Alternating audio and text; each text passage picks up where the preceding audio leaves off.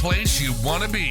The hottest new that talks about what high school athletes to watch, college players that are under the radar, semi-pro athletes that are getting a look from the pros, international players killing it overseas. We're talking the next American sports pro. Hey, do you have what it takes? Go to www.nextamericansportspro.com and register today. Exposure is the name of the game. If you can't be found, you can't be seen. Get your profile online and get discovered today at www.nextamericansportspro.com. We're talking the next American sports pro. Hey, do you have what it takes? Go to www.nextamericansportspro.com and register today at www.nextamericansportspro.com. All right.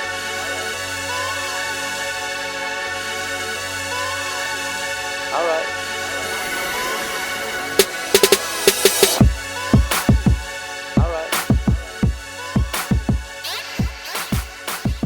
Welcome to this week's episode of the Yard Brawl podcast, your one-stop shop for inside information on the MAC. I'm Todd Worley, along with Memphis Spence. Guys, this is shaping up to be one of the most exciting MAC races in recent history. You consider the talent and the experience of the teams at the top of this conference. This thing is wide open. You've got heavyweights that are going to be taking each other on week after week, winning, and then on top of that, winning Power 4 conference battles. This is an amazing time in the MAC right now. We are the place where you can turn to for inside information from the media that covers these teams, and also an in-depth analysis of the key matchups in this conference each week. The headline grabber from this past week was obvious. Toledo blowing out Mississippi State on the road, 41-17. If you've been with us for a while now, you know in our very first show in the season preview, Toledo beat writer Kyle Rowland predicted in that episode that Toledo would win at Mississippi State. Then he came on this past week and predicted that same thing again. So for viewers of our show, Toledo winning that game should not have come as too much of a surprise. Then if you look at last week's Miami-Cincinnati matchup, the Victory Bell game, and you listened to our preview of the game last week, we took a deep dive into that game, and just about everything we expected to happen in that game actually did happen in terms of the way Cincinnati won, why they won, Cincinnati's defense playing well in the red zone against Miami, Cincinnati having trouble rushing the passer, Miami, just different factors that we predicted would happen did actually happen. And then in our Yard Brawl overtime segment that's for subscribers only in last week's show, there were 4 bets that I said that I liked, and 3 of them hit. So if you're into that, we are having fun here. We're just getting started now. Today, we've got a great show for you on deck. We sat down with Kyle Rowland, the beat writer for the Toledo Rockets. We discussed the Rockets' big win at Mississippi State and what's next for them. We took a deep dive into the Buffalo and Northern Illinois matchup as well. Huge conference opener this weekend to come. First up, though, we've got a quick update from Bowling Green and Western Michigan. Let's get it. The Miami Redhawks are coming off a 27-16 loss against UC at Yeager Stadium on Saturday, and they're going to head on over to South Bend to play Notre Dame in a big-time contest. This will wrap up 3 straight games for Miami that are playing FBS programs. After this loss against UC, Coach Martin said that, hey, his team's playing with a lot of effort. He's happy with that. However, there are some things throughout the entire course of the game for UC and against Northwestern in the first contest that kind of shows a little concern, and that's the running game. They're going to have to see more complementary running game to mix in with the passing game so that Brett Gabbard can sort of continue to get back on track. But in terms of healthiness, the Redhawks are great. Going into South Bend on Saturday, they're going to have a running game to compete with Notre Dame.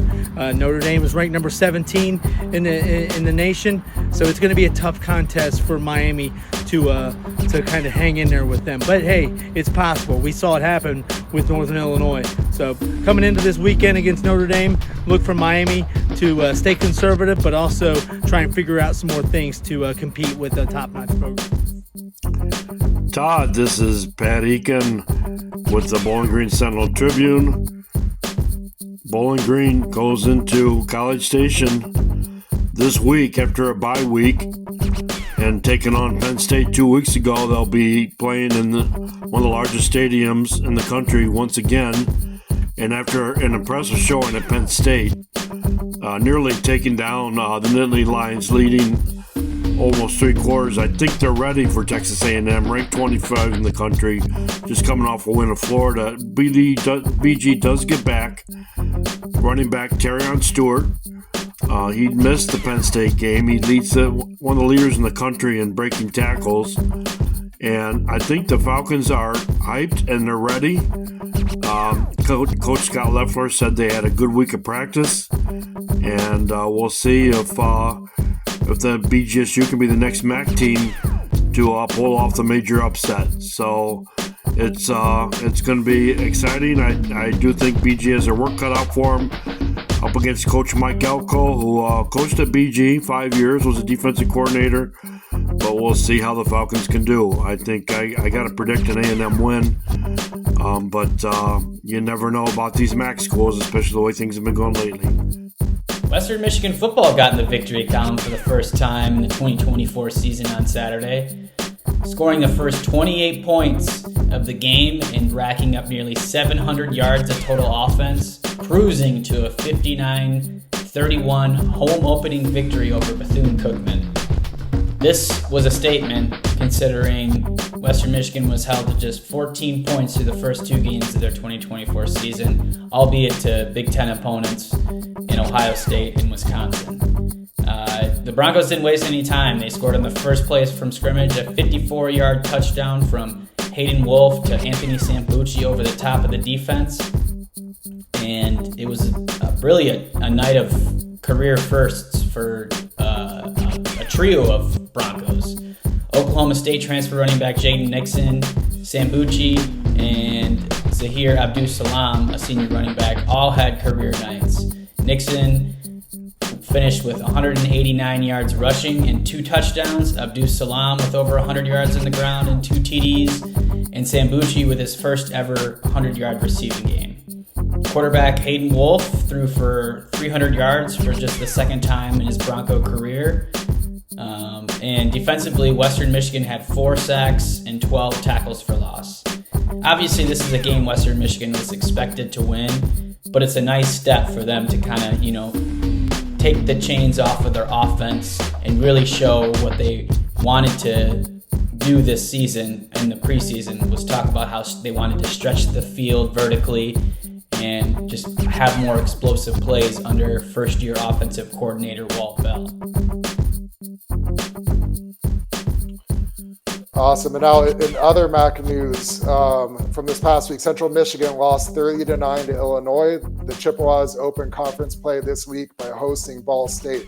Big game for both teams. Ohio beat Morgan State 21-6, and the Bobcats play at Kentucky this week. Kent State had a rough one at Tennessee, lost 71-0, and now they go on the road to play Penn State this week. Ball State lost 62-0 at Miami, but let's see if the Cardinals can bounce back by starting out 1-0 in the conference play this week. The Miami Redhawks hung tough with Cincinnati, but lost 27-16, and now they travel to South Bend to take on the Fighting Irish. Buffalo beat UMass 34-3 and heads to Northern Illinois this week. Akron got its first win 31-20 over Colgate, and now the Zips head to South Carolina this week. Eastern Michigan had a big win against a Group of 5 opponent, beat Jacksonville State in overtime at home, 37-34, and the Eagles host FCS St. Francis this week. And as we all know, the headliner from this past week was Toledo winning at Mississippi State 41-17 in a game. It wasn't even that close. Nope. Such an impressive win. I want to talk about that a little bit before we bring Kyle Rowland on the show. Sure. So it's always, throughout history, it's always been impressive when you have a MAC program be the Power 4 or previously Power 5 program. Right. But now in this day of NIL and the transfer portal, it's that much more impressive. And so just here's kind of an analogy that's been kicking around in my head. Let's say you had you're at a middle school, okay, and you're forming a middle school football team, and instead of a 7th grade team and an 8th grade team, you've got an A team and a B team. Okay. And you've got 200 kids trying out for the team. Team A is going to have 50 players on the roster. Team B is going to have 50 players on the roster. Right. But they're going to be 100 players that don't make either roster. Okay. Mm-hmm.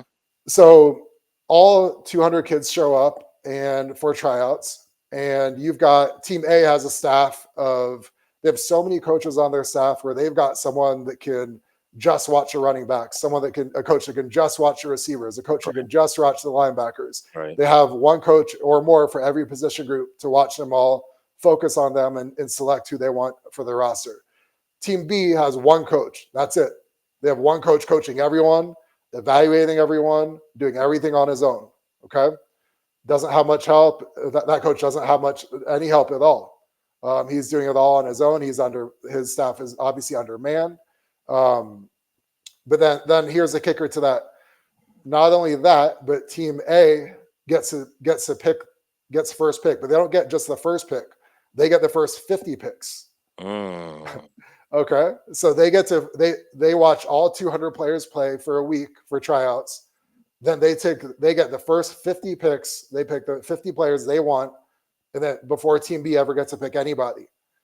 And then Team B has to pick its 50 among the remaining 150 players. Yeah. But so obviously the deck is severely stacked against Team B and for Team A. But then on top of that, then let's think about what if so Team A forms their team, Team B forms their team, and now the teams are scrimmaging each other in practice. And let's say Team A says, "Man, how does Team B have a guy like a Sam Womack on Team B? How does Team B have a Tyson Anderson? And how do they have all these talented guys? But you know what? Let's offer them some NIL money. Let's take all the guys that we already passed over, but who Team B saw the good in them. Team B saw the potential in them. Now Team A comes in and says, we're going to take those guys from you. And so now Team B, not only did Team B was severely behind the 8 ball in terms of being undermanned, understaffed, and not even having any picks in the top 50, now they lose a lot of their best players. So for them to, obviously the deck is significantly stacked against them. For Team B to even come close in any type of competition against Team A would be impressive. What if we say for Team A, when they play, they're going to have 99% of the fans cheering for them. It's never going to be the other way around. Team B is never going to have a home field advantage in any way, a home crowd advantage in any way. That's what happened. That's what Toledo did. To do that in this NIL era, to go into Mississippi State's house and to dominate them. This game was never close. It was over early, and to do that is such an amazing testament to the undermanned staff. You look at the on-field and off-field staff at Toledo versus Mississippi State, like the head count at Mississippi State is so much higher. The resources at Mississippi State so much higher. It's not even close. Yeah.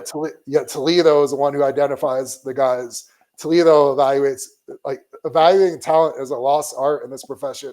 And even in this era of NIL and the transfer portal, so much can still be accomplished when you evaluate talent better than your competition does. That's what Toledo has done, not only to evaluate those guys, to believe in those guys, to develop them, and then to develop the culture where all those guys play together and believe in themselves and perform at the high level.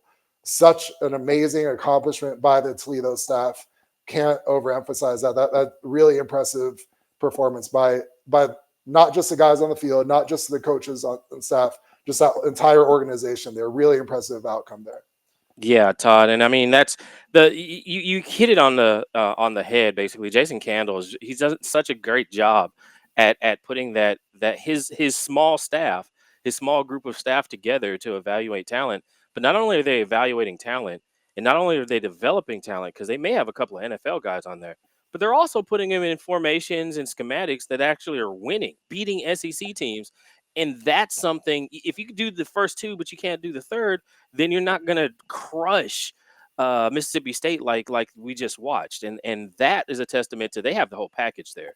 That is they know what they're doing. They were very informed at what Mississippi State was running. They knew exactly how to attack them. They went out, executed one of the best wins that I've seen a MAC team just go on the road in SEC territory and lay the smack down. That was impressive. It was, and then what was almost as impressive was the post-game locker room footage when Oh yeah, Jason Campbell, Jason Campbell. Jason Candle was ringing the cowbell in the locker room. That's out. Love that little dig there. I know schools like Mississippi State often they're closely watching schools like Toledo and other MAC programs to try to get those top performers to transfer to Mississippi State. Yep. So then to go into their house and blow them out like that, what a message that sent for the Rockets program, but for the conference as a whole. That was amazing. Poetic justice, because they've been trying to recruit their guys for a long time, and they just okay, you can take these guys, you take these guys, we'll come down there and beat you anyway with the guys we still have. Of course. And then take your money. I think Mississippi State, it was reported that they paid Toledo $1.2 million to get their tail kicked. I don't, something that's something I still don't understand, Todd, is same thing with Memphis, with Florida State over the weekend. They were getting paid like $1.3 million to go in there and win. And I'm like, man, Memphis was in a Cotton Bowl a couple of years ago. Are we still paying FBS programs that have NIL money also to come in and play you on that? I don't understand that. FCS, I get it. FBS programs like Toledo or Memphis, man, you watch out. Watch out. You might get, you may have to pay the piper and take a loss. Yeah. And that's been, that's been kind of trending since App State did it to Michigan. So it's a real thing in this day and age where these, non P4 schools are very well equipped, very well coached. And a lot of times the NIL is really, it's leveling things out. People can get on the field and get some NIL money in places where they're not playing at other places. And that actually makes sense in a lot of guys, the opportunities that are at these other programs makes sense these days. It does. It doesn't. And P4 programs, when you schedule one of these top MAC teams, you're in for a fight, man. You may get out of there with a win, but it's going to be a battle for 60 minutes, and you might also get smacked like Mississippi State did. Exactly. Yeah. So really impressive result there for the Rockets. Can't say that enough. This week so coming into the season, when we had an interview with Kyle Rowland, Toledo's beat writer, for a season preview for the Rockets, he talked about all the talent Toledo had, but he did mention that Toledo is replacing its entire offensive line and that there wasn't a single offensive lineman in Toledo's program that had ever started a college game at any school, ever, not one game. That's crazy. That's crazy, and that's such an important position group to have zero experience like that is natural to give you pause about how good can they be offensively this year. And so with that in mind, we gave this week the MAC Yard Brawler of the week is the entire Toledo offensive line. I'm going to name some names here. We've got Grant Zimmerly, Carter Fowdy, Ethan Spoth, Cole Rett, and Alan Jones Jr. None of those guys have ever started a college game heading into the 2024 season. Amazing. I'm going to say that again. None of those guys have ever started a college game heading into the 2024 season. They went on the road against an SEC school, helped the offense score 41 points, and didn't allow a single sack. That's an amazing performance by those guys. They are our MAC Yard Brawlers of the week. Congratulations, fellas. Toledo just went in there and beat, Dak Prescott's alma mater like that. That's he's got to pony up some NIL money now. To Toledo, baby. Yeah, maybe. So joining us now, like I mentioned, we've got Kyle Rowland joining us now. He is the Toledo beat writer for the Toledo Blade. Kyle, after a massive win for Toledo on the road down in Starkville against Mississippi State, not only to win the game, but to just blow them out and such a decided outcome. That was really impressive. What to you stood out about how Toledo was able to win that game so convincingly? mean, basically everything, just because it was, I mean, both sides of the ball, even special teams to an extent, just emphatic. I mean, the first drive of the game, I think it's always important in those situations, kind of set the tone. If you're the underdog, take the crowd out of it. You know, they've got the cowbells and everything down there, and it was loud. But Toledo, I mean, just marches right down the field, tons of chunk plays on that first possession. Also, 3 penalties, and they got behind the sticks a few times, and it just did not matter. I thought the offense, Tucker Gleason, the O-line just kind of set the tone from the get-go. And then on the other side of the ball, as impressive as the offense was, and when you put up 41 points and all the yards and everything that Toledo did, the defensive line, the front 7, I thought maybe was even more impressive. I mean, Mississippi State was just never going to do anything offensively because there was so much pressure on the quarterback. They couldn't run the ball at all. Toledo had 5 sacks, 6 tackles for loss. It's just an all-around unbelievable performance. And I think if Mississippi State would have had Toledo's uniforms on and Toledo would have had Mississippi State's uniforms, or vice versa, if you understand what I'm saying, like, people wouldn't have been surprised. They would have been, oh yeah, of course, like, this is what's going to happen. Mississippi State should blow Toledo out. But I mean, it was just an absolute, woodshed 60-minute beatdown that I don't really think even Toledo probably expected. But a great performance, and now a great opportunity for Toledo. I mean, it's only 3 games into the season, a lot of football left, but they have that signature win. Even though Mississippi State's not great, they probably won't have a great record. But if you go undefeated or 12-1 with a win over Mississippi State, you certainly are going to be in that playoff conversation. Of course, and a blowout win against Mississippi State. Exactly. So obviously, I don't think like you said, no one really expected that much of a blowout. But you did come on our show, both in our season preview show and last week, and both times you predicted on air that Toledo was going to win this game. What gave you the confidence in Toledo winning the game, and was that what you saw in this game? Yeah, I mean, part of it was I just didn't think Mississippi State was great, but I mean, Toledo always plays well in their group of 5 games. I mean, they got blown out by Ohio State a couple years ago. But I mean, other than that, I mean, they probably should have beaten Notre Dame. They should have beat Illinois last year. They've beaten Penn State. They've beaten Arkansas. They've beaten Michigan. They've beaten Iowa State numerous times, Minnesota, Kansas. I mean, they just generally play well in these games. They've recruited incredibly well the last 6-7 years. I think Jason Candle's a very good coach. It's interesting. I think we talked about this in the season preview. I mean, when DeQuan Finn transferred, there was like mass panic from some of the fans, and nationally people thought, oh no, like, Toledo's losing this great player. And DeQuan Finn was great. I mean, the stats, tell the story. But there's always been confidence in Tucker Gleason at quarterback. He's rescued them a couple times the last few years when Finn got injured.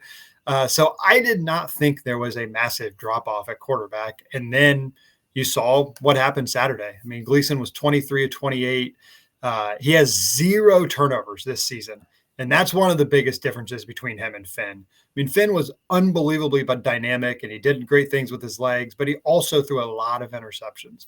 And I mean, if you don't turn the ball over, I mean, chances are you're going to win a lot of games. So I think that's been one of the big differences. And that was one of the big differences Saturday. I mean, at Illinois last year, Finn threw a pick 6 that probably cost Toledo the game. And just, I don't know, just they've got amazing leadership this year. They've got great skill players. I mean, Junior Vandeross and Juwan Newton are both, high level wide receivers. So maybe the offensive line isn't as good, but they've been able to kind of work around that. Defensive line is dominant. It's a really good team. It is. Wow. I was going to ask, you brought up some great points, things I was going to hit on. So coming into the season, you made a really interesting observation about how Toledo not only had 0 offensive line starters returning, they didn't have a single start in the program at any level of college among their offensive linemen on this year's roster. Now, so to me, that can be a red flag for a team in college football. And so then you not only do you then they come in and play well enough to blow out Mississippi State, and they're 3-0. Talk about how that group has gelled so quickly. Yeah, I mean, they've done a really good job. And on Saturday, one of those guys was injured. So they moved one of the guards to center. One of the guys at guards, a redshirt freshman, and his first career start at Mississippi State, and he graded out pretty well on Pro Football Focus. Some of it is that they have played well. They've protected. There have not been a lot of sacks this year against Toledo. I think maybe only one. A few tackles for loss, but nothing horrible. And I think Jason Candle's called a good game, kind of getting the quarterback out in space, some formation things to kind of mitigate the lack of experience. Toledo, are they running the ball as well as last year when they had, a 1,400-yard rusher, Penny Boone? No, they're not, but they're running it fine. Like it's not an issue. Their ground game was far superior to Mississippi State's on Saturday. So it's not a problem. Awesome information from Kyle there. Rockets fans, you guys are so fortunate to have someone. He works hard. He knows his stuff. He knows the history of this program backwards and forwards. He just has his pulse on the program, and like ton of information. So much good information, and we love having him on the show. Always a valuable resource for us. And this week we've got, as we mentioned before, Central Michigan plays Ball State in one of the first in the MAC opener for both of those squads, and then also Buffalo heads to Northern Illinois for what is our MAC Yard Brawl of the week. Huge game for both programs. Obviously, it's the conference opener. NIU's coming off the massive win in South Bend, but then they had the bye week, and Buffalo just had an impressive win, 34-3 at home over UMass. We had beat writers on both sides of this game join us. We had, first up was Eddie Carifio. He's a beat writer covering NIU for the Daily Chronicle. What has, whether it's Coach Hammock or the players, what have they been saying about what they've seen out of Buffalo? Like things that they're concerned about, or the keys to the game on their end? Yeah, Hammock, he does it a lot, and most coaches do, but it was really hammering home the respect he has for Pete Lembo at Buffalo, the first-year coach up there, special teams guru, he called him, so they're ready for something there. It seems to be a lot of respect for Coach Lembo, and he also was asked about Buffalo being ranked 10th in the preseason MAC poll, and he was like, "Yeah, we're probably too low." So I mean, obviously there's respect for the program. It seems to be coming from Hammock. Gotcha. So going back through with even more of a fine-tooth comb, going back through the Notre Dame game, one thing that just stood out to me so much was on a macro level, the culture of this program. Like, no matter what happened in that game, they didn't flinch. They, whatever the bad calls on the field, breaks that went against them, big plays by Notre Dame, the crowd getting into it, didn't matter. Like, Northern Illinois just kept playing, kept believing, kept staying together. What do you think the key is to them having that type of culture? I think you look at it, it's the 35 seat, whatever. I think it's 35 seniors, which is like third most, sixth most in the country. The 23 seniors that have been with the program for 4 years, which I believe that one's third most in the country, behind only Stanford and Army. And obviously they're there for reasons other than football at those two schools. Hammock has got as close to a complete and total buy-in as you could get from the players at this day and age, especially from a school that doesn't have access to the NIL stuff. I mentioned Hammock's been pounding, getting the crowd up there. He's been doing the same thing with sponsors. I think that's the next phase of what he's trying to do is to get the donors and get the sponsors to get that program up.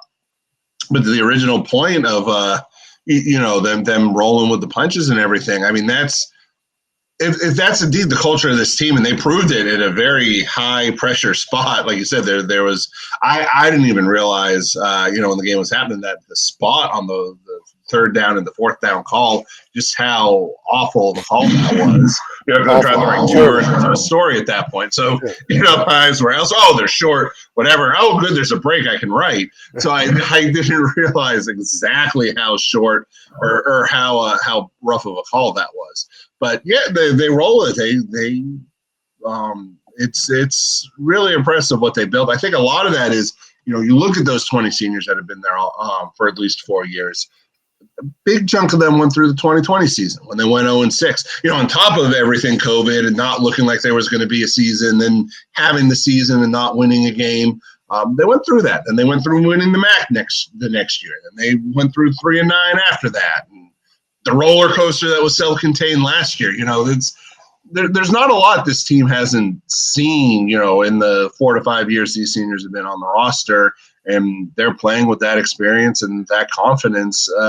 Now you saw it Saturday, and if you keep seeing it, then it's going to be a very good year for them. Of course. So everyone, this is no secret to opposing coaches or fans or media, whoever. NIU's offense starts and finishes with the running game, right? And so you have to, if you're playing against NIU, that's got to be your key. At some point, whether it's this week, next week, against one of the tougher teams in the MAC, and at some point, someone's going to force them. Someone's going to at least limit the running game. What have you heard from the NIU players and coaches in terms of how their trust in Ethan Hampton, if and when the ball, he's kind of forced to win a game for them? Yeah, well, it hasn't exactly been in the game-winning situation. I mean, obviously against Notre Dame, but they used Gavin Williams, but Hampton had a big run. Hampton's shown a lot of stuff this year. So I've actually been incredibly impressed with how he's played. I threw for the 5 touchdowns against Western, and it's FCS school that's had their struggles, but it was still a ridiculously impressive game that he had. And then even in Notre Dame, he had a high completion percentage once again. He's got one of the top completion percentages in the country. He's taking shots downfield. And I'd be remiss to point out that Ontario Brown's touchdowns one touchdown and another big play did come through the passing game. Mm-hmm. So Hampton has looked like a little more than a game manager, even than we would have expected. This is a small sample size through 2 games, but he's looked, I think, better than a lot of people. I know he's looked a lot more impressive than I kind of thought he was going to look. Mm-hmm. And I think that's a big reason this team has been is, again, 2 games, one of them Western Illinois, but as successful as they've been offensively is because of him. Eddie is a treasure, man. First of all, that beard is outstanding. We have to get some NIL money for that beard. We have to. If you're out there right now and you do nothing else, if you actually subscribe to the show, we're going to start sharing some of that money with Eddie's beard. Not Eddie, just Eddie's beard. Just a beard. Yeah, just his beard. That's what we're going to do. That is legendary. Like I said, with Kyle, this conference just has some really impressive beat writers, and we've got a lot of them joining us on this show, and it's been a pleasure to work with them. Again, Eddie is so dialed into this program, knows what the culture is like, knows what the players and coaches are like, knows what to expect from week to week, and really fortunate to have him on our show with us. Next up, we've got Rachel Lenzi. She covers the Buffalo Bulls for the Buffalo News, and she's going to talk to us about where things stand with the Bulls after the big win over UMass and heading into the MAC opener. So Buffalo obviously had the tough one at Mizzou, but then bounced back with a convincing win over UMass at home, and now the MAC opener this week out of NIU. What's the pulse inside the program in terms of how they feel they're playing, what their expectations are this week, and all of the above? Obviously, UB had a very, very different schedule the first 3 weeks of the season. You open up against FCS Lafayette, a team that was really good on the run. It was a good test early on for the defense. They handled Lafayette pretty well. Lafayette's ranked in the FCS polls. Second week, you get number 9, then number 6, now number 7, Missouri, which probably has one of the best receivers in the country, one of the best pass defenses in the country, and really contained UB. I even said yesterday to Pete, I said it was kind of a weird luck of the draw. That game was scheduled in 2018. Little did we know in 2024, Missouri would be one of the top 10 teams in a college football playoff contender. So you kind of have to take the mulligan there. Last week, Pete Lembo, the UB's coach, had said, UMass is going to be a really good test for us because they're more along the lines of what we are in terms of a G5 program. Same resources, same kind of fan base, same kind of player, same kind of schedule. The UMass is going to be in the MAC as of July 1st. And against UMass, and the UB's defense dominated. We saw Marquise Cooper's 100-yard touchdown return, unofficially about 105, 106 yards. Pick six return. The defense really, really set its tone. They're probably one of the hardest working habit-building defenses, that they believe they've had, and a veteran defense as well. UB's offense was very methodical. They were without Nick McMillan, who's out with a left knee injury again this week, which he sustained at Missouri. But you saw the receivers, how versatile and how deep they were, including J.J. Jenkins, the graduate transfer from Columbia, had a 40-yard touchdown catch, longest pass of the year for UB. So they're very methodical. Ditto for the running game as well, too. UB uses a running back by committee. It's been Jaquez Barksdale, who's kind of been the standout so far, but in the fourth quarter, Lamar Sperling, former Mr. Ohio USA Today Football Player of the Year, came out, had about 85, 86 yards, all in the fourth quarter to really help offset and lift UB, offset Marquise Cooper's pick six, and really help break that open that game. And 34-3, but it was a lot more competitive than people think because UMass has this fantastic defense, but their offense got thrown off. Yeah.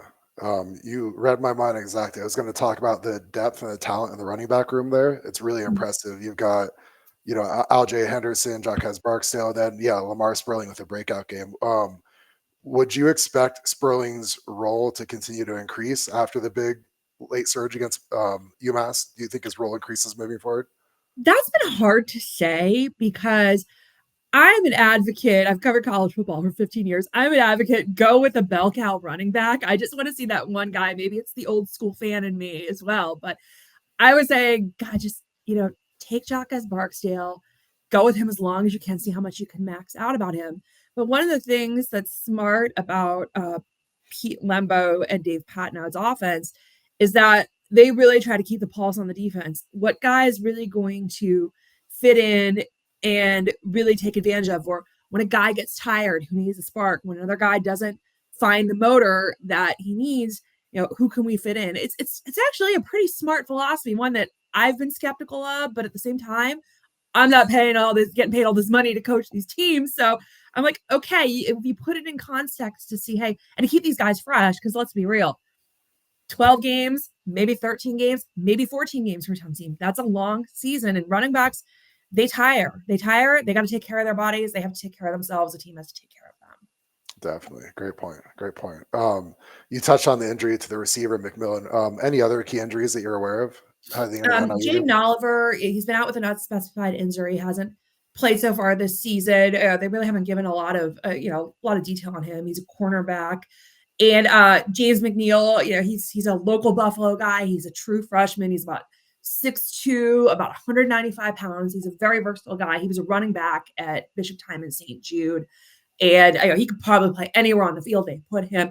He hasn't played at all this season as well because of a left foot injury. But Pete Lembo said in his press conference this week, he's on track to come back soon. And they were very complimentary of his first training camp there as well. It was just kind of a fluke injury that happened with a left foot injury. So, that's another thing. Other than that, bumps and bruises so far. I guess you always talk about a team health being a big key as to what's going to help get a team through the season. And knock on wood, UB's been lucky so far. Other than Nick McMillan, with Nick McMillan out, they've really been able to exercise their depth at wide receiver, especially last week at UMass. So looking around the MAC, obviously you had NIU and Toledo with massive wins. You had BG and Miami of Ohio with close calls against P4 opponents. Do you sense like a hunger inside the Buffalo program? You've got a first-year coaching staff. Do you sense a hunger for them to kind of make their statement and say, like, here we are now? And do you feel like this is the week that they have the mindset that they're going to do it? I was speaking with some of the players yesterday for a story I'm working on later in this week. One of the things that's interesting is if you look at UB's defense, a lot of those players, I would say about at least 7 or 8 of them were either freshmen or sophomores when UB went to the MAC championship game in 2020, the COVID shortened years. A lot of those guys were freshmen, redshirt freshmen, didn't have big roles on the team that year, but they saw what it took. They saw the guys like Jarrett Patterson, like Kyle Van Trees, like Malcolm Kuntz, who's now with the Raiders.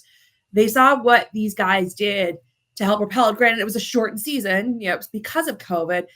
And they said, we got a taste of this. We knew what it took to build habits, to build a winning culture, to do this. That is really what has driven this defense this year. So yeah, they are thinking about this. Even Pete Lembo said, is a razor thin margin from here on out. They're up against NIU, number 23 on the country, second ranked team in 3 weeks as well. I mean, it's a feather in the max cap that we're having this game as well, too. Awesome stuff from Rachel as well. Again, super dialed into the program. Awesome. Understanding, that's extra challenging too. You've got a first-year head coach so just how it takes time for the players and coaches to mesh, it also takes time for the local media and the new coaching staff to mesh. And she already has such a good pulse on that program. This is such a big game. Obviously, it's a MAC opener for both teams. You look throughout college football, not just this year, but year over year, one frequent occurrence is you'll see a team get a big win, especially if it's on the road. Then they come home the following week against what's perceived as possibly a lesser opponent, and they have a letdown. They don't play nearly as well. Maybe they eke out a close win. Maybe they lose. And so I think the timing of this game is really crucial here because NIU obviously had the massive win in South Bend, and we're going to talk about that more in a minute. But if this game had been played the last week, immediately following the big win over Notre Dame, that to me, that's a totally different animal than it is now because NIU's players and coaches, they had it because of the bye week last week. They had a chance to kind of bask in the glow of the huge win without having to sacrifice any time for preparing for the next week and without having to just have any sort of distractions. If the game had come immediately after that win, again, if this game had been last week, I'd be more concerned about how NIU will play this week, but I'm less concerned about that because of the timing. They've had time to soak the win in, but then also regroup, recalibrate, and prepare for this one. And so then you have to think if you're an NIU fan, how can you not pack that place this week, make it loud, make it vocal, make it hard to play there? I mean, your team just had arguably the best win in school history. Absolutely. History of its program. And now they're coming home with a very realistic chance to make a run to win the MAC championship. And Todd, no disrespect to Toledo going in and beating Mississippi State, but the biggest win in MAC history may have been NIU over Notre Dame. I don't think any MAC team has beat a team ranked 5th in the nation by a lot of different polls, including the FWAA poll. I don't think that's ever happened before. That's in that type of testament to that school. I can see where you're saying though that it could be a letdown. It could be a letdown, but it's less likely to be now that they've gotten it out of the system and got a week of practice in also. So I understand that. I think so. And then, fans, I know there were some NIU fans that made the trip to South Bend, but those fans, but then also the ones that weren't able to be there, man, get in that place early and often and be loud, man. Make it just a fun environment. But now, Todd, let me ask you this though, because now my mentality would be if I'm Buffalo, there's a target on NIU's back now because now they're the man. They're walking around. We beat Notre Dame. Now now we have to beat you because you're in our conference. You have one of the biggest wins. If we can beat you, then maybe we end up winning this conference. Don't you think Buffalo comes in with that type of mindset? Amazing point. You read my mind. So Buffalo. Okay, you have to think about this. They have a brand new coaching staff this year, right? And so they haven't.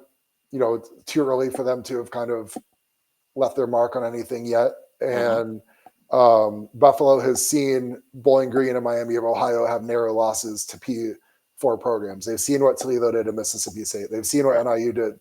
I promise you, those guys from Buffalo are thinking, man, like, what about us? We want to do something for everyone to see us. And now the NIU had that big win, and NIU is nationally ranked, and it's at NIU. It's Mhm. the MAC opener.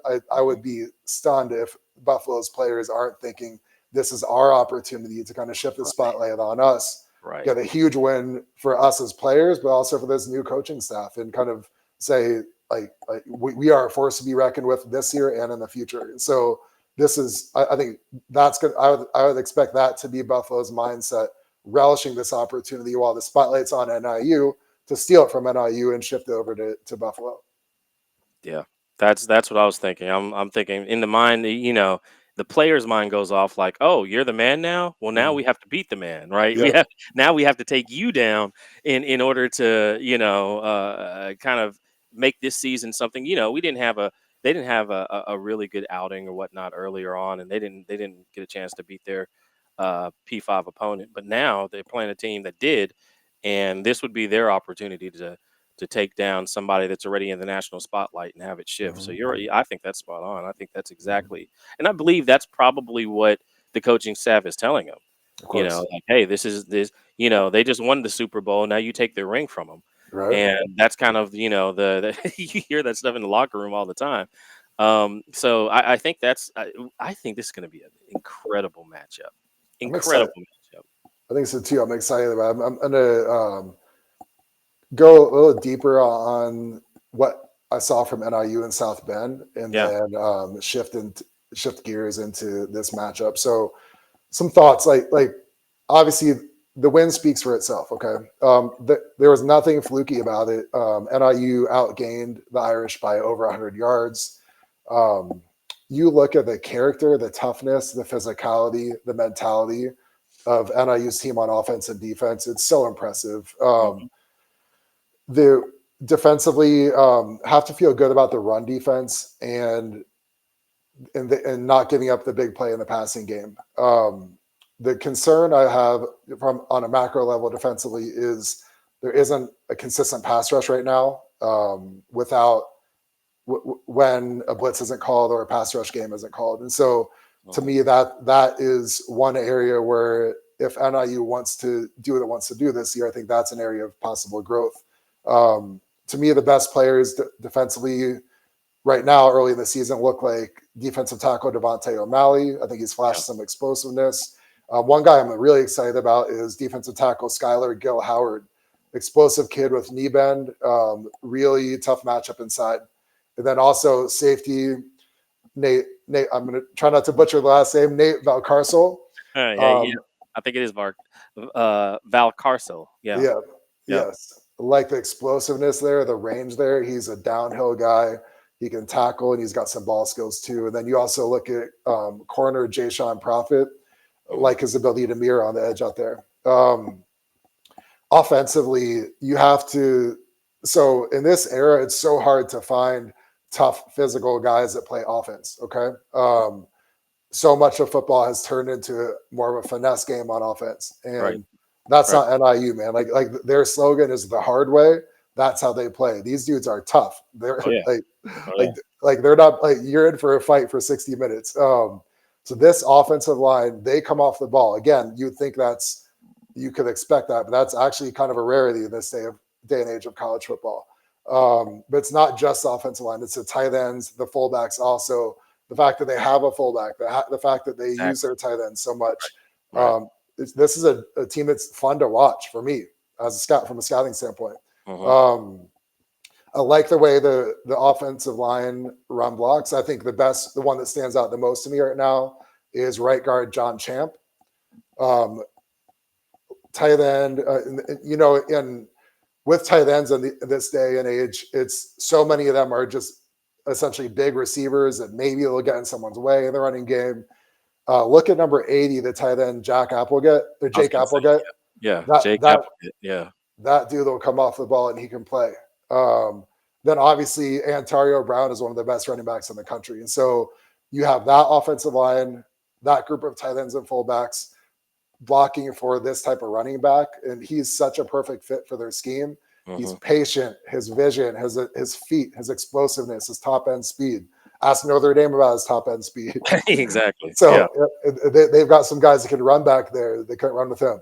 So it was interesting during that game. I know that there's blocking is so essential, especially against a team like Notre Dame. And I saw a whole lot of 12 personnel where there weren't a whole lot of hands on Ontario Brown. And that's the thing. Like he would run through some tackles, but he was getting through that line like butter, man. And I was like, man, what? It seemed weird, like to watch NIU's line push around, Notre Dame, and I think it caught them off guard the entire game because they didn't expect bullies to come in and bully them, and I think that's why you saw what happened to Purdue the following week. They just kind of took it out on poor little old Purdue.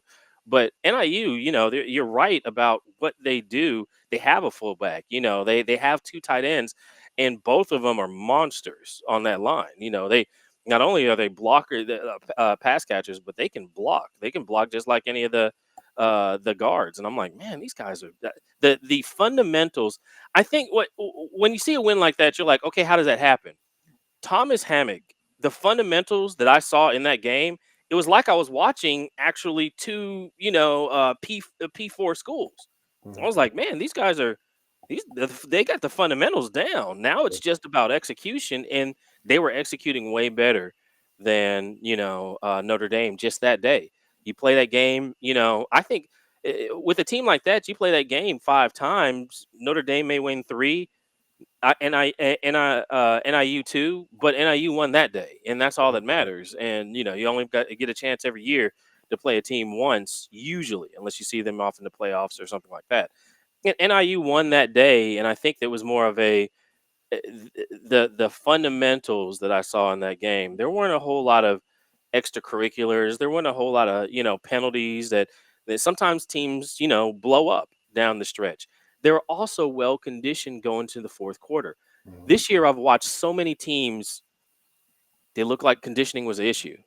Arkansas up by 21 going into the fourth quarter, lost it. There's some conditioning issues. You're like, defense looks tired. Guys are getting sluggish. The penalty flags are flying in the fourth quarter. That wasn't the case with NIU, and that's coaching. That's preparation and coaching. And Todd, that a historic win, and I'm so excited about 2 undefeated teams. NIU ranked in the top 25. This is going to be good. It will be. It will be. And you talk about Ontario Brown. So in scouting, you'll often see running backs that have the movement skills are impressive, but maybe they're not super crafty in terms of their vision and finding what's there and exploiting it. And then, or the other way around, that you've got the crafty guy just doesn't quite have that burst you're looking for. Ontario Brown is that combination of both. And so, like you were saying, he's got that patience and vision and the feet to get to find what's open and then exploit that. And then you're in trouble at that point on defense. I think, and there was nothing mismatched about that game. There weren't any players on the field where NIU just couldn't handle them. Right. Even in the zone blocking schemes, you know what I'm saying? You saw some zone blocking schemes out of 12 personnel with the 2 tight ends, and I was like, okay, this is basically who's better at the line. But when you started seeing it develop, you're like, man, everybody's blocked. I mean, if you're Ontario Brown and the only person you have to beat is one out of place linebacker, and you get 10 yards.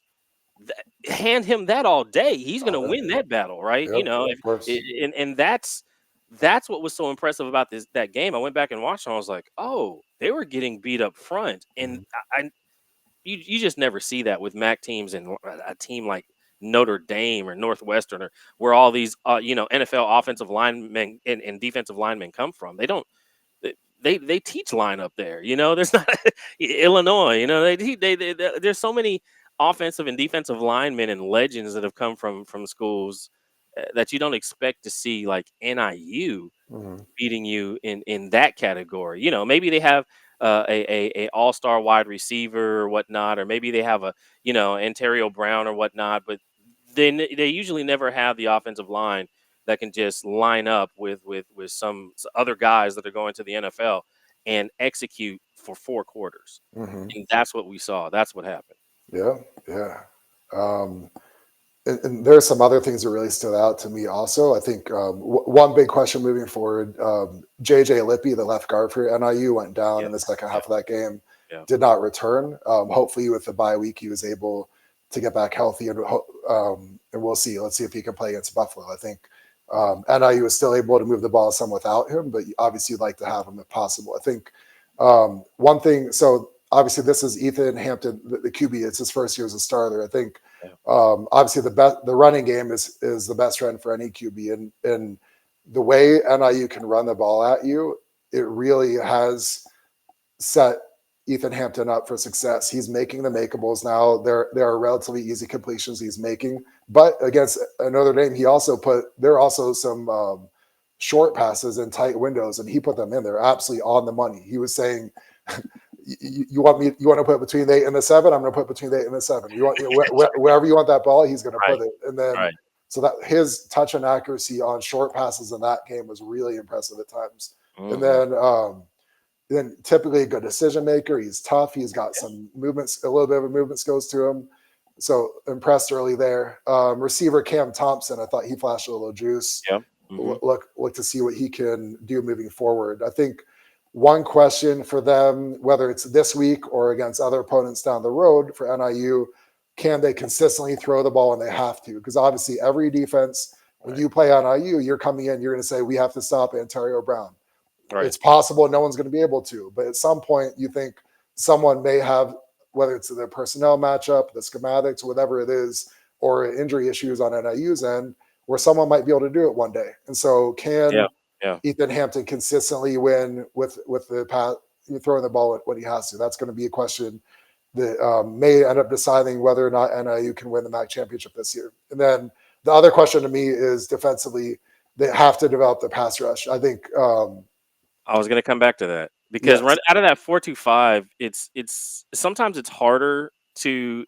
I don't know. I mean, if you're bringing somebody to the line, who's that going to be? Is it going to be your corner, your nickel?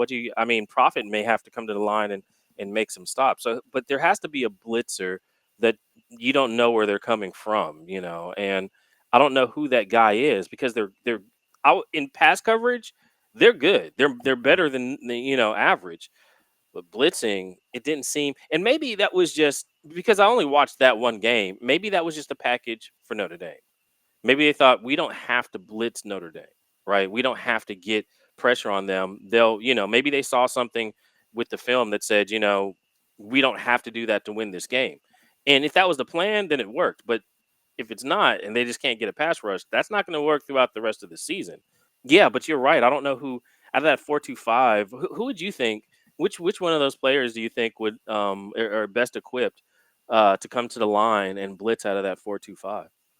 So that's kind of a catch-22 because ideally you don't want to have to rely on anyone blitzing. You want your front forward to be able to generate the pressure. I like Skylar Gill-Howard the most as their best pass rusher, but he's an interior guy. And you like to have some defensive ends that are consistently getting some pressure on the outside.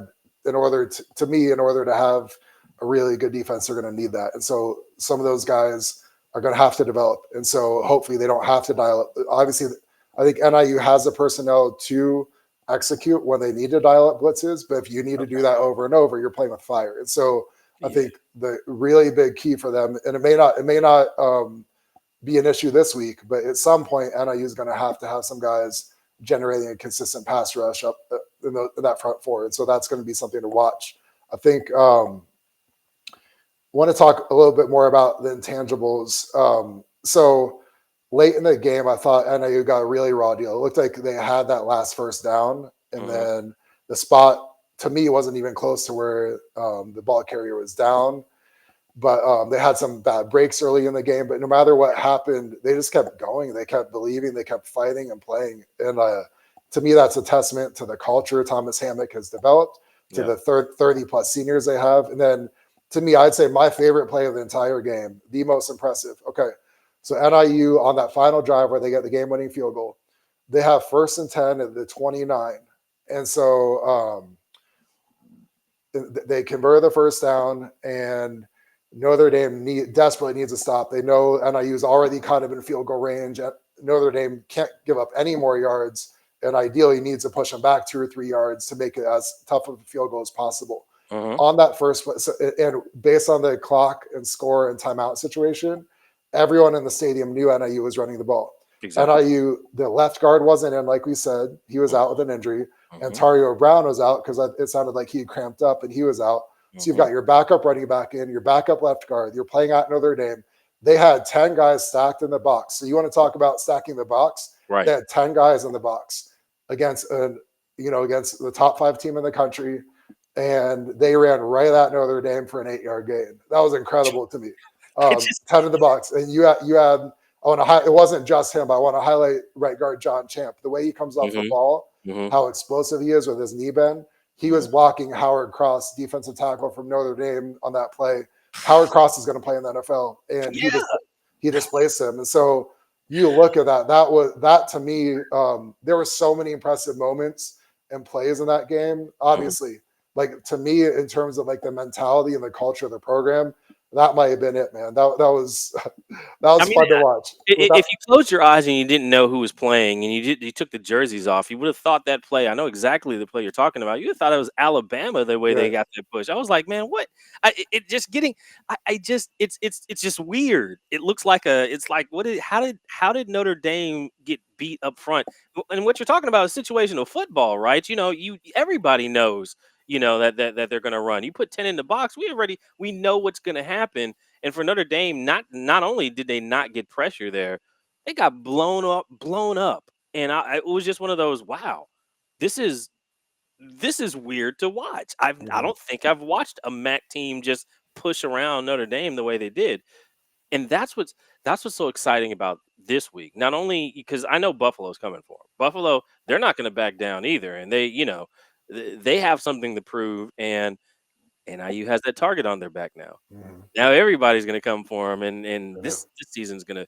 I'm so glad that we're doing this MAC show in this season. This is a historic season already. It is, yeah. It's been amazing. It's so much fun. We haven't even had any conference games yet, and now we've got the Bulls heading out to NIU. So we're going to shift gears and talk about Buffalo now. And like we talked about with Rachel Lenzi, who covers the Bulls. I thought a key, we'll call it an acquisition, but a key transfer portal arrival for Buffalo was Sean Dolak coming back. He transferred away from Buffalo to Utah State. Then he comes back. To me, he's the best player on the defense. Really impressive instincts, footwork, explosiveness, and range. I haven't seen the verified measurements there, but as long as his measurements aren't a deal breaker, he's an NFL player for sure. Another guy that flashed was cornerback Charles McCarthyans, flashed some movement skills. And then linebacker Red Murdoch also, he's got some juice to him as well. It's early in the season. No one up front has really stood out to me that much yet. Then at corner, obviously Marquise Cooper had the big pick 6 for 106 yards. At that point it was 20-3, Buffalo's ahead, but still a game at that point. UMass is going in to score. They throw a pass into the end zone. Marquise Cooper jumps up in the air, picks it off, and takes it all the way back to kind of put the game away. That was so 34-3 sounds like a blowout, but the game was still in doubt until that pick 6. So I'm looking forward to the matchup. Obviously, I think Buffalo's run defense is, I'd say, decent, is adequate, not great, and so. And we're going to get back into that in a second. But first, we're going to go to so we talked about Buffalo's defense. I want to talk about Buffalo's offense now. So in pass protection, their right tackle, Kalen Shepard, to me, there's a concern there. I think quality pass rushers they're going to see that on film, and they're going to go into a game thinking they can exploit that matchup right there. And so I would expect if I'm a defense game plan against Buffalo, anytime there's a key down, I'm trying to isolate Kalen Shepard in a one-on-one situation, and ideally with my best guy. But even if it's not my best guy, I still may feel good about that matchup. And so, if nothing else, you send the blitz from that side, right? Of course, and make him choose, and he may not choose the right guy. Right. And so that's going to be interesting because NIU, like we talked about earlier, their one of their possible weaknesses on defense is pass rush, but they also haven't played. It'll be interesting to see if they can exploit Shepard. Well, on the other side, though, left tackle Henry Tabansi is only a redshirt freshman, and he's an impressive kid. I think, obviously, this is kind of for another day, but I'd be really surprised if he entered the portal at the end of the season and he's healthy. He's going to have 20 Power 4 offers, if not more. Those schools are going to be all over that guy. So really, really impressive. We talked about Toledo's program, identifying and evaluating guys. Really great job by the Buffalo staff to evaluate him, develop him, and get him on campus. Really impressive there. So I think when you look at Buffalo's offense, I think by far the deepest and most talented position has to be the running back room. You've got Al-J Henderson, you've got Jaquez Barksdale, and then Lamar Sperling came on late in the UMass game. It looked really good. I would expect, obviously, Henderson and Barksdale are really good players, but I'd expect Sperling's role to gradually increase. It has to. When you show the juice that he did in that UMass game, you've got to get the ball in his hands at some point. So we'll I'd at least have 5 to 10 packages for him for this game. You think so? Yeah. So I think so much depends on QB CJ Agbana. I think if you watch the Mizzou game, before the ball was even snapped, he was already feeling pressured. Okay. And then, I don't think he ever felt comfortable in that game. So there are a lot of inaccurate balls, but then you look at the UMass game and he started to throw some strikes. There was a deep ball. I can't remember who was completed to on a touchdown.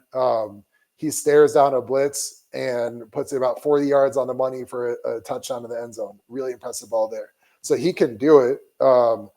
I would say his touch and accuracy, I'd call it adequate, not great. But so the question is going to be moving forward, how consistent can he be making the makeables? And then on top of that, I think you've got in the receiving core, I think Javian Cuff to me for Buffalo is the one that stands out right now the most. I think from a combination of his movement skills and his hands. Victor Snow, the little guy, I think he's listed at about 5'8". Like the movement skills there, but not quite as consistent as you'd like to see early in the season with his hands. Maybe that trends upward as the season goes along, though. So I think, to me, one key offensively for Buffalo, can they protect the passer, and can the QB consistently make accurate passes? Then also, while I like Buffalo's running backs, can their offensive line open up holes for them? That's going to be the key. So those are some strengths and weaknesses that I've seen on both sides of the ball, both for NIU and for Buffalo. And now we are Matt Yard Brawl Overtime subscribers who now it's their time to shine. They're going to find out how I see this game playing out. I'm going to make a prediction on the final score, how I see it playing out and why. Then also give some bets that I like this week, if you are into point spreads, prop bets, things like that. That's all for this portion of the show. If you are a subscriber, you get to listen to the rest of this. Head over to Patreon by scanning this QR code right here and subscribe. Subscribe, become a member of the show, become part of the club, ask us questions. You'll get personalized really treatment from us at that point, because you're going to be helping build the show.